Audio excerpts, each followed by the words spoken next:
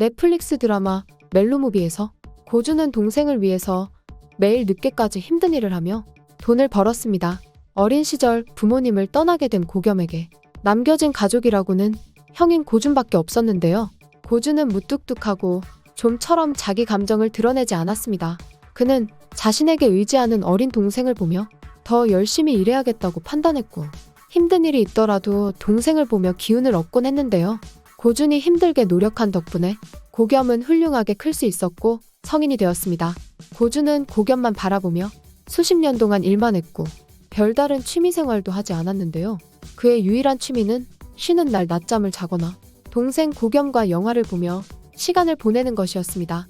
철저하게 자기 감정을 통제하고 오직 동생을 위해서만 살아온 고준의 삶에서 이해가 되지 않는 사건이 벌어졌는데요.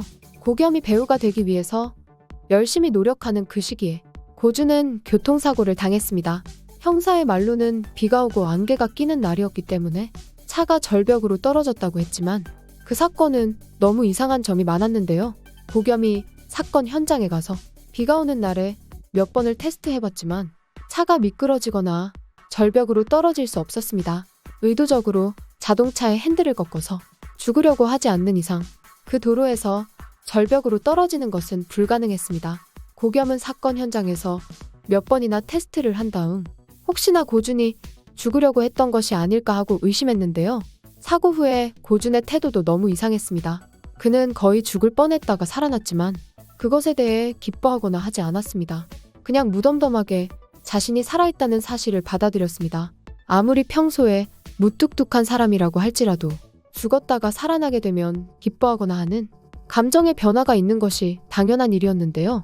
하지만 고준은 마치 내가 왜 살아났지 하는 표정으로 살아난 것을 이상하게 생각했습니다. 이러한 부분들로 봤을 때 그는 죽음을 선택하려고 했던 것 같은데요. 고준은 동생을 위해서 자신의 인생 대부분을 일하는 데 사용했습니다. 그 시간 속에서 고준은 겉으로 표현하지 않았지만 인생의 허무함과 쓸쓸함 속에서 고통을 느꼈던 것으로 여겨집니다.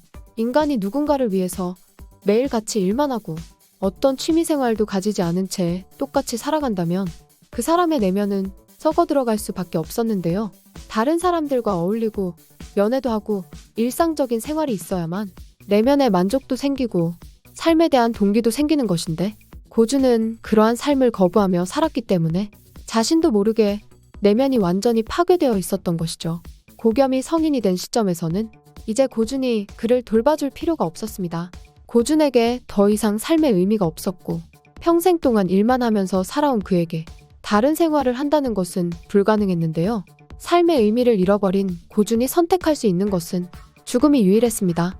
물론 어디까지나 뇌피셜이긴 하지만 이런 이유 때문에 고준이 일부러 자동차 사고를 내고 죽으려고 했던 것이 아닐까 추측됩니다. 여기까지 드라마 멜로무비 리뷰 영상이었습니다.